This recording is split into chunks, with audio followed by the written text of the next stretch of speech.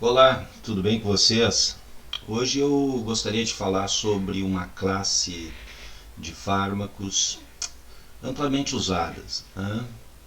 Que são os anti-inflamatórios, particularmente aqui os anti-inflamatórios não esteroidais, conhecidos pela sigla AINE ou AINES, né, no plural,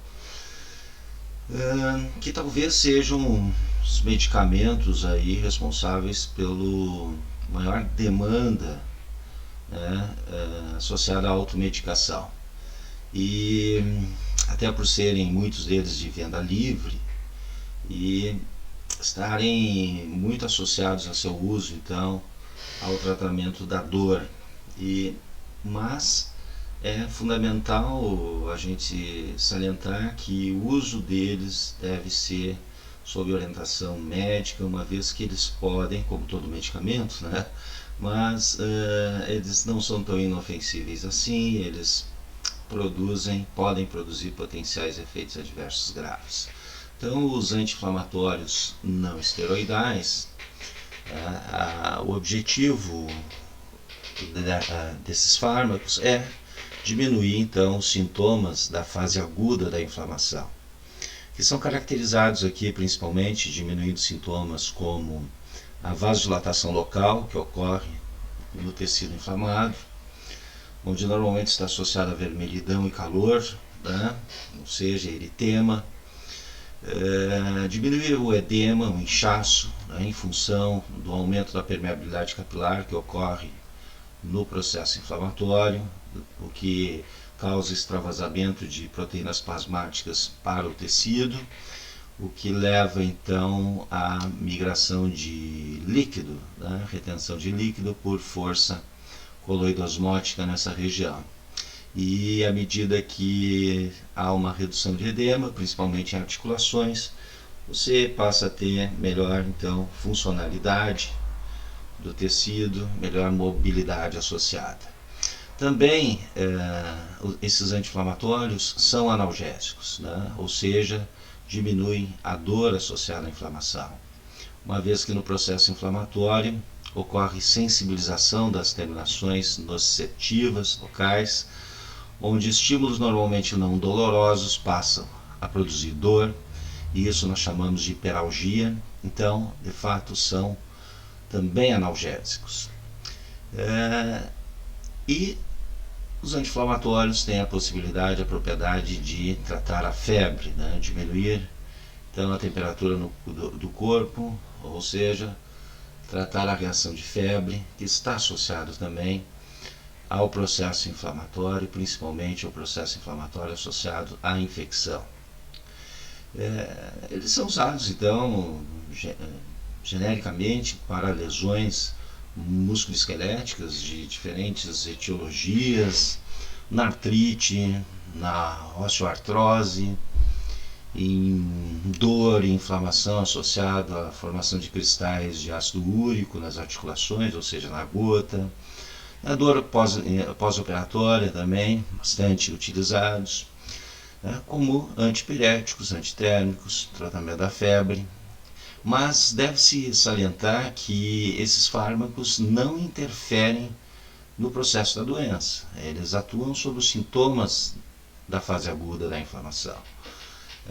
Portanto, eles devem ser usados com cautela, para não mascarar, né, o processo, né, patológico envolvido. E devem ser evitados em algumas situações, né, como a inflamação associada a infecções, até porque a resposta inflamatória é uma resposta imunoprimária importante então para o combate inicial a uma infecção por patógenos, né?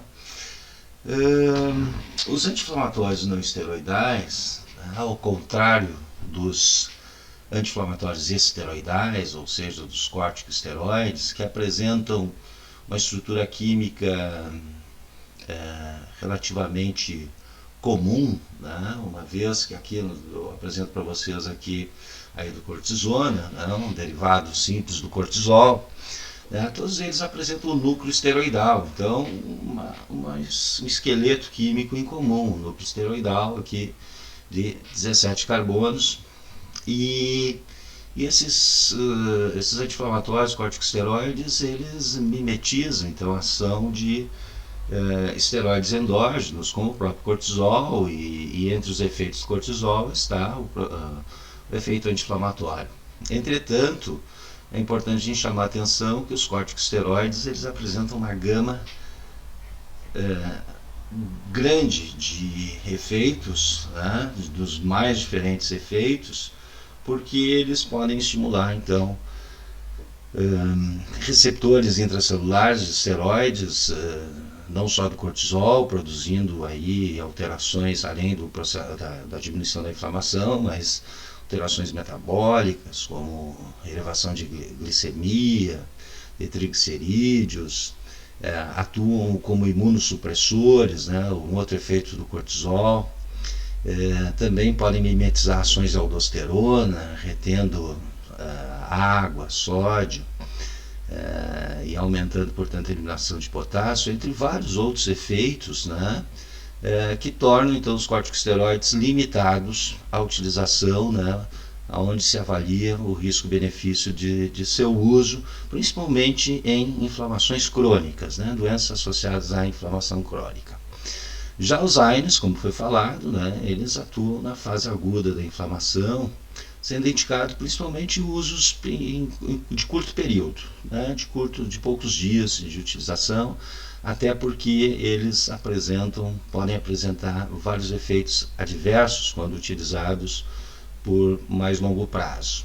E estruturalmente eles são extremamente diversificados, né? E apresentam um mecanismo de ação bem particular, bem específico, que eu vou apresentar em seguida. Então aqui são citados algumas classes, né, químicas dos AINES, né, e alguns exemplares, então, como por exemplo o próprio ácido acetil salicílico, né, que é um salicilato, derivados pirazolônicos, né, como a dipirona, o paracetamol, que é um aminofenol, paraminofenol, derivados indolacéticos, como a indometacina, que é um anti-inflamatório bastante tradicional, vindo lá da década de 60, né?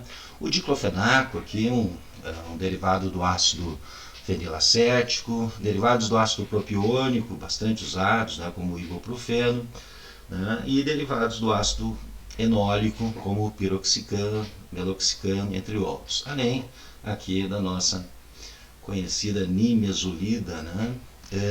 Então você tem estruturalmente uma diversidade bastante significativa, né? Mas em comum eles têm um mecanismo de ação que é inibir a enzima ciclooxigenase, uma enzima chave, né, no processo inflamatório. Entretanto, a ciclooxigenase ela também tem várias ações fisiológicas, né? Então, no processo inflamatório, a partir então de ácidos graxos de membrana, né, ácidos graxos essenciais, se forma o ácido araquidônico aqui colocado, né, um ácido poliinsaturado, aqui ômega 6, né, com a insaturação aqui na posição 6. Então ele é formado a partir de fosfolipídios de membrana, a partir da ação da enzima da fosfolipase A2. E ele é precursor então de uma série de derivados lipídicos, né, a partir da ação então da ciclooxigenase. Então a ciclooxigenase ela vai ser importante para dar origem a esses ácidos graxos poliinsaturados que estão associados intimamente com a resposta inflamatória, entre outras substâncias, né? Entre outras substâncias como alguns peptídeos, como a bradicinina, como derivados de aminoácido, como a histamina, mas esses ácidos graxos derivados do ácido araquidônico, eles são majoritariamente, então, talvez responsáveis pelo processo inflamatório, são conhecidos como eicosanoides, né? E aqui nós temos as 4 grandes famílias de eicosanoides, que são as prostaciclinas, as prostaglandinas e os tromboxanos. Essas 3 famílias, sim, produzidas a partir da ação da ciclooxigenase sobre o ácido araquidônico, né, que vai produzir um intermediário comum aqui, que vai dar origem a essas 3 classes de eicosanoides, né, que é a prostaglandina G2, mas também o ácido araquidônico, a partir da ação de uma outra enzima lipoxigenase, dá origem a leucotrienos, também importantes no processo inflamatório. Os próprios leucotrienos têm ação fundamental, por exemplo, na resposta inflamatória crônica e na fase aguda da asma, por exemplo, são eicosanoides, são substâncias pró-inflamatórias broncoconstritoras potentes, também produzem quimiotaxia para a região inflamada, ou seja, atração química de mais leucócitos para a região inflamada, potencializando então a inflamação. Mas a lipoxigenase, né, responsável pela formação dos leucotrienos, não é alvo dos anti-inflamatórios não esteroidais, e sim a COX, ciclooxigenase, que vai dar origem para prostaciclinas, importantes na vasodilatação e aumento da permeabilidade capilar, que caracteriza dá gênese ao edema, né, no processo inflamatório, as prostaglandinas, também vasodilatadoras, associadas à hiperalgia, né, à dor da inflamação, e também particularmente a PGE2, né, importante na gênese da febre, né, porque ela desregula o centro de termorregulação, então hipotalâmico, e tromboxanos, né, tromboxana 2, por exemplo, importante na agregação plaquetária e, portanto, no processo de coagulação sanguínea. Portanto, os AINES, eles são projetados para bloquear esta enzima ciclooxigenase, inibindo a biossíntese destas prostaglandinas, desses eicosanoides, derivados então do ácido araquidônico, com exceção dos leucotrienos. De fato, nós temos 2 mais importantes isoformas da ciclooxigenase, a COX-1 e a COX-2. A COX-1, ela não está associada à produção de eicosanoides, de prostaglandinas, da inflamação. De fato, ela é uma enzima constitutiva, né? Ela é produzida de forma continuada, de uma velocidade relativamente constante. Não há então um substrato que ative ela numa determinada situação. Ela é produzida constitutivamente e seu bloqueio não é desejado, né? Ela está associada a funções homeostáticas, né? Por exemplo, citoproteção do trato das paredes gástricas, né, do trato gastrointestinal, a regulação do fluxo renal, a agregação plaquetária, tá? Portanto, a ciclooxigenase 1, ela não deveria ser alvo, né, dos anti-inflamatórios não esteroidais. Entretanto, a maioria deles, dos anti-inflamatórios clássicos, tradicionais, bloqueiam a ciclooxigenase porque elas não têm uma seletividade sobre a COX-2. COX-2, sim, é a ciclooxigenase induziva, né, induzível ou indutiva, e vai ser expressa durante o processo inflamatório. Então, o que se deseja de fato é inibir o processo inflamatório, os eicosanoides produzidos a partir da ação da COX-2. Mas é importante a gente salientar, né, que mesmo anti-inflamatórios seletivos sobre a COX-2, conhecidos como coxibes, então anti-inflamatórios mais modernos, eles também produzem, né, efeitos adversos em função do bloqueio da COX-2. Até porque hoje se sabe que existe COX-2 constitutiva também, ou seja, não associada ao processo inflamatório. e que regula mecanismos importantes, como, por exemplo, a autorregulação do fluxo renal, tá? O bloqueio da COX-2 de forma seletiva acaba também causando alguns desequilíbrios hemostáticos, né? De hemostasia, de coagulação sanguínea, que eu vou mostrar mais para frente. Então, muitos deles, inclusive, foram lançados como grandes promessas, né? Em função de que o bloqueio da COX-2 evitaria os distúrbios gastrointestinais associados então ao bloqueio não seletivo da COX-1, de forma que, bem como diminuiria o efeito antiplaquetário aqui, do bloqueio da COX-1, e portanto poderiam ser usados por mais longo prazo, né? Mas ocorreram alguns desfechos já em fase 4, né? De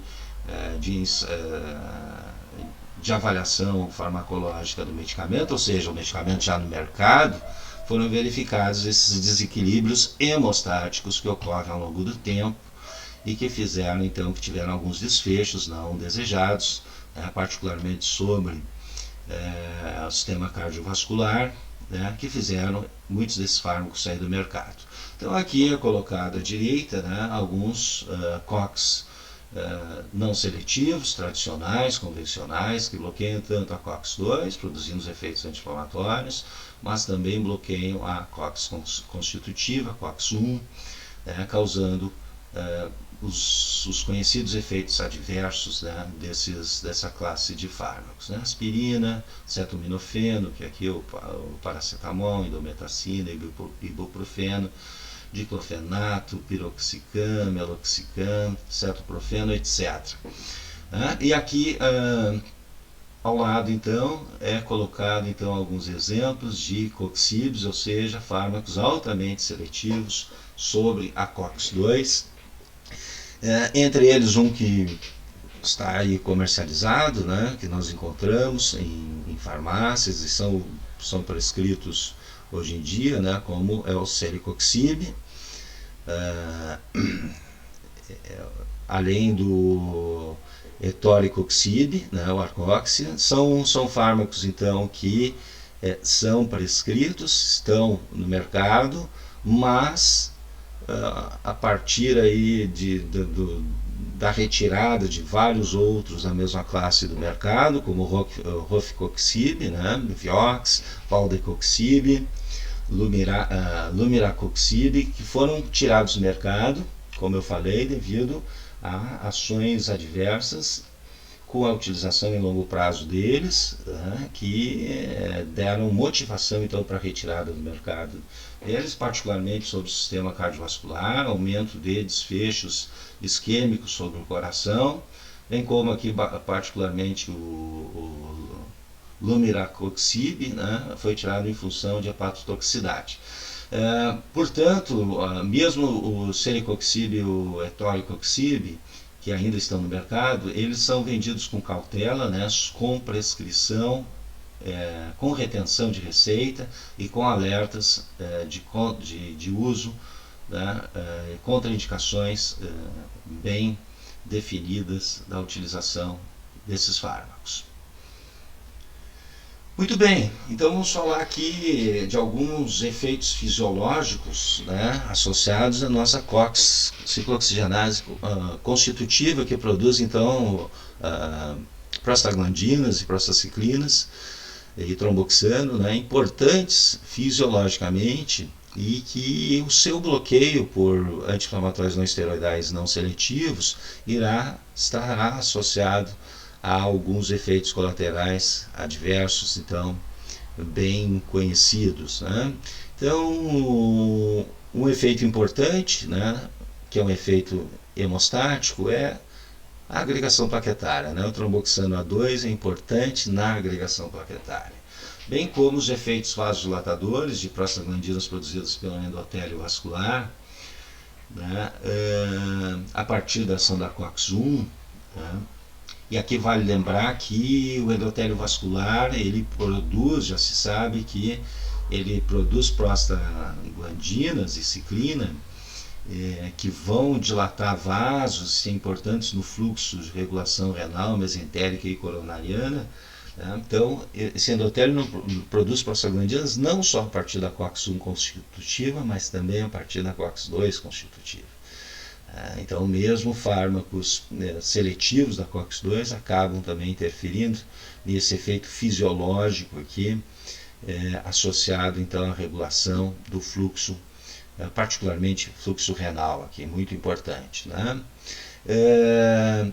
Sintomas então da dismenorreia, ou seja, contração uterina associada aí à fase de menstruação, do ciclo menstrual, né? Então as prostaglandinas estão associadas à contração do útero, inclusive sendo coadjuvantes na contração uterina do parto, né? As prostaglandinas, como aqui a prostaglandina F2-alfa, ela é importante para não só auxiliar na contração do útero, né, durante o parto, e aí juntamente, claro, com a ocitocina, que é o principal agente contracturante do útero nessa situação, mas ela é capaz de ajudar, de desenvolver, melhorar então a maturação do colo do útero para o parto. Outro efeito importantíssimo, né, de prostaglandinas produzidas pela COX-1 é o efeito gastroprotetor. Elas têm o efeito de inibir a produção de ácida do suco gástrico e aumentar então o muco à base de bicarbonato, né? Então você tem o efeito gastroprotetor tanto da PGE2 quanto da prostacyclina. E esse efeito gastroprotetor, ele, claro, à medida que se usam ARNs e inibidores não seletivos, ele é reduzido. Aqui uma curiosidade, eu mostrei uma prostacyclina sintética, o misoprostol, né? E ela foi desenvolvida exatamente para mimetizar prostacyclina endógena, produzindo gastroproteção. Então, o misoprostol ele foi desenvolvido lá em meados, foi lançado no mercado, né, em meados da década de 80, e com o intuito de ser utilizado no tratamento de gastrite, né, e de úlceras pépticas e duodenais, exatamente pelo efeito gastroprotetor que as prostacyclinas têm. Entretanto, né, ele foi lançado sem nenhum tipo de ressalva quanto à capacidade de prostacyclinas contraírem o útero e, portanto, esteve associado a abortamentos. E acabou o seu uso, né, nesse sentido, né, de aborto farmacológico sendo motivo, né, de retirada dele do mercado. Então, hoje o misoprostol, até de fato, ele ainda tem alguma utilização hospitalar no Brasil, né, mas foi já desde a década de 90 totalmente proibida a comercialização em farmácias, né, e ele é uma prostacyclina, então, sintética. O seu uso hospitalar está associado ao aborto farmacológico, está associado também à utilização para a contração uterina no parto, para auxiliar o amadurecimento do colo do útero. Então, seu uso obstétrico, portanto. Né? Então, à medida que se bloqueia a COX-2 de forma não seletiva, né, através de anti-inflamatórios convencionais, nós vamos ter, então, redução desses efeitos. Então, fármacos que têm uma inibição da COX-1 predominante, né, sem grande afinidade sobre a COX-2, né, então os coxibs têm alta afinidade sobre a COX-2, evitando parte desses sintomas que eu vou descrever agora. Existem também alguns anti-inflamatórios mais clássicos que também têm seletividade COX-2, né? O caso da nimesulida, por exemplo, tem maior seletividade sobre COX-2 do que COX-1. E depois vieram então essas novas gerações, né, os coxibs, que têm altíssima seletividade sobre a COX-2. Mas a maioria, então, né, você tem uma ação às vezes até predominante sobre a COX-1, como é o caso do AS, né, mas de fato não tem seletividade. Isso, portanto, vai causar né, esse efeito de agregação plaquetária é importante, né, do tromboxano, uma vez que há uma inibição da sua biossíntese. A partir do bloqueio da COX-1 nós vamos diminuir então a ativação plaquetária, estando associado a uma diminuição então da coagulação sanguínea. E eventuais efeitos com aumento, associados a isso, como aumento de sangramento. Entretanto, o AS, por exemplo, em doses baixas, onde a possibilidade do uso mais continuado do AS, doses de normalmente 70 a 100 miligramas em adultos, o uso contínuo dele tem o viés exatamente de reduzir a coagulação, a agregação plaquetária. Então, ele é usado amplamente aí na profilaxia de eventos tromboembólicos, não embolíticos, embólicos. Exatamente porque isso, para quem tem histórico, o risco maior de eventos, como acidente vascular cerebral ou infarto agudo do miocárdio, exatamente porque em função desse efeito sobre a agregação plaquetária.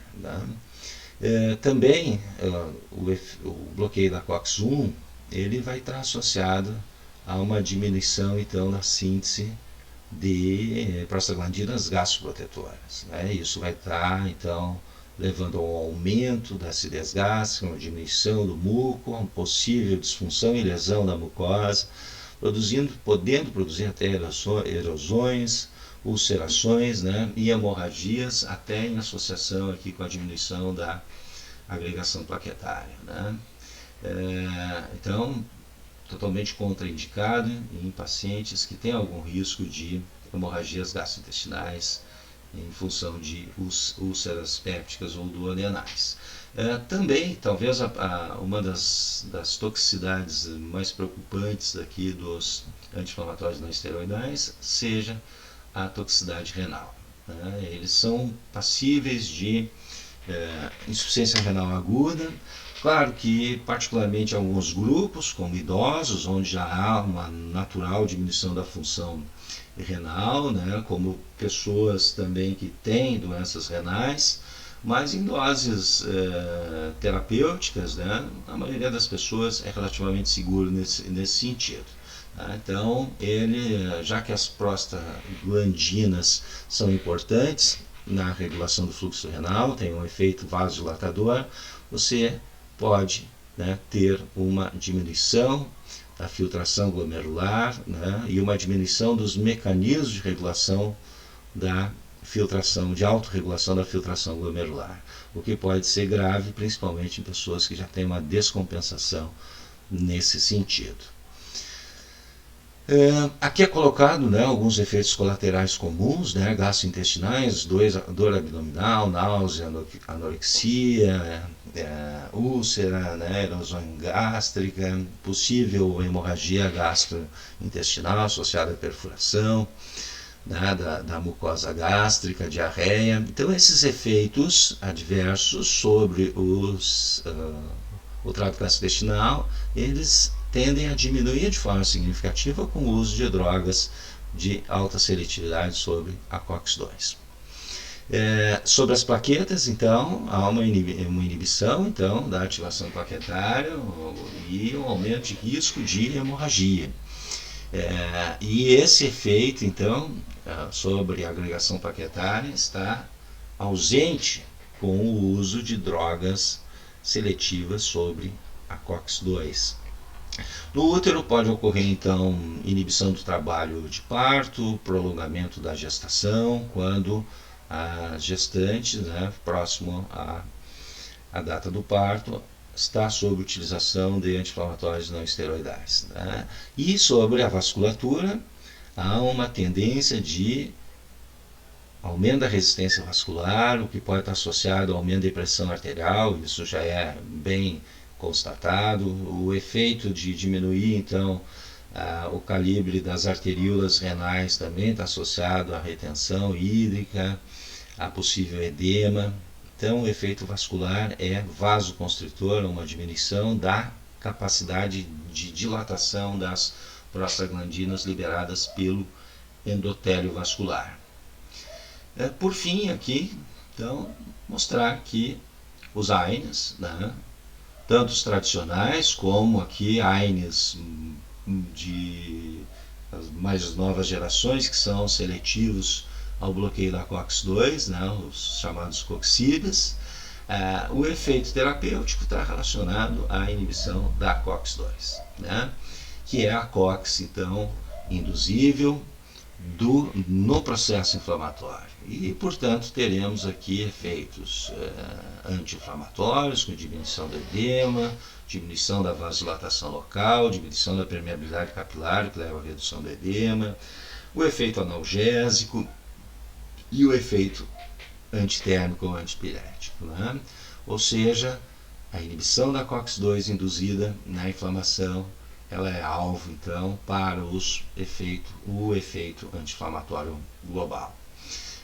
Porém, particularmente os AINES, né, não seletivos, acabam também bloqueando a COX-1 constitutiva, levando a distúrbios gastrointestinais, como foi colocado, aumento da acidez gástrica, da lesão da mucosa gástrica, portanto, diminuição da agregação plaquetária, diminuição da coagulação sanguínea, e diminuição da perfusão renal com retenção hidrossalina e potencial possibilidade de edema, e aumento da pressão arterial está muito associada ao efeito renal.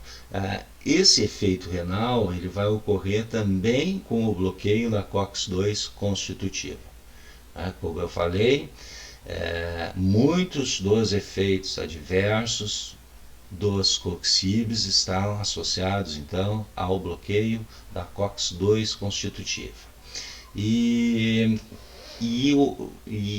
essa COX-2 constitutiva, além de estar intimamente relacionada à autorregulação da filtração glomerular no rim, inclusive ela está associada à estimulação da renina, da angiotensina e, portanto, da aldosterona. E a angiotensina é importante, além do efeito vasodilatador que as prostaglandinas têm, na arteríola aferente, do glomérulo, importante então para o aumento do fluxo e da filtração glomerular. A angiotensina, nesse processo, tem efeito vasoconstritor na arteríola eferente, melhorando, no caso de descompensação de pressão, de fluxo renal, melhorando a pressão intraglomerular. Então, inclusive esse efeito de redução da renina associada à COX-2, ela também vai contribuir para a piora da função renal. Em relação, então, aos efeitos potencialmente graves que estão associados ao bloqueio seletivo da COX-2, além dessa questão renal, nós temos que lembrar que, como foi falado no slide anterior, os coxibes eles não têm, estão ausentes, o efeito antiplaquetário. Então, essa ausência do efeito antiplaquetário, associada a uma diminuição da produção endotelial, particularmente aqui eu coloquei da prostacyclina, que é um vasodilatador, e isso corrobora para um aumento do risco de eventos trombóticos. Ou seja, você tem um efeito antiplaquetário que não é inibido, portanto a coagulação ativa, associado a uma redução de fluxo, em função dessa diminuição do efeito vasodilatador de prostacyclina endotelial. Isso, ao longo do tempo, vai aumentar o risco de formação de coágulos e trombos, de trombose. Portanto, aumenta-se eventos trombóticos com o uso em longo prazo dos coxibes, e isso deve ser, então, alertado os pacientes. A medida, inclusive, está uma precaução importante que se tem em relação a pacientes que têm algum nível de histórico ou alguma doença que possa promover eventos trombóticos ou associados a alterações da função renal. Então, os roxídeos são contraindicados em pacientes que tenham, por exemplo, insuficiência cardíaca, particularmente função aí da questão renal, né, já que na insuficiência cardíaca já há normalmente uma redução de fluxo renal e os mecanismos compensatórios renais são muito importantes, e as prostaglandinas contribuem para isso. Na doença cardíaca isquêmica são contraindicados, na doença vascular periférica e em pessoas que têm histórico ou risco de doença cerebrovascular. Tá? Então era esse o recado que eu queria dar para vocês, algumas ponderações sobre particularmente a farmacodinâmica dessa grande classe, né, de que são os anti-inflamatórios não esteroidais, que são úteis, mas devem ser usados com cautela e sempre sob supervisão do profissional médico. Ok? Um grande abraço, até a próxima.